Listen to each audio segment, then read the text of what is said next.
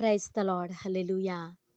నన్ను గన్నయ్య రవినా యేసు, నన్ను గన్నయ్య రవినా ప్రభువా, హద్దులేనట్టి దురాశల అవివేకినై కుడియాడితి, మోద్దులతో నింక కూటమి, వద్దయ్యా వద్దయ్యా వద్దయ్యా నా తండ్రి, నన్ను గన్నయ్య రవినా యేసు, నన్ను గన్నయ్య రవినా ప్రభువా. అదృశ్యుడవగు రాజా మీకు స్తోత్రం, అద్వితీయ రాజా మీకు స్తోత్రం, యూదుల రాజా మీకు స్తోత్రం, అక్షయుడగు రాజా మీకు స్తోత్రం, సమాధానపు రాజా మీకు స్తోత్రం. నేటి దినము కొరకు ఏర్పాటు చేయబడిన వాక్య భాగము. అయితే తండ్రి తన దాసులను చూచి ప్రశస్త వస్త్రము త్వరగా తెచ్చి వీనికి కట్టి, వీని చేతికి ఉంగరము పెట్టి పాదములకు చెప్పులు తొడిగించుడి.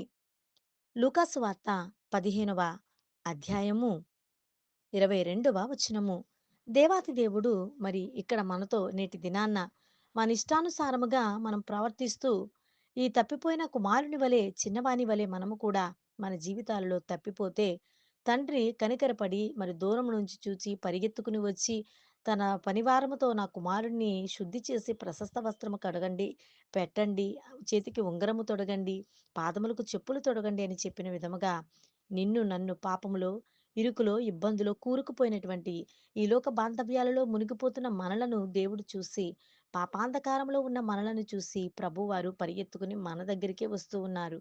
ఆయన యొక్క పాద స్పర్శ మనలను తాకగానే మన పాపాలకు విమోచన కలిగి ఆ తండ్రి మన వైపు చేతులు చాచుండగా ఆయన దగ్గరకు వెళ్ళి రక్షణ భాగ్యాన్ని పొందుకుందాం.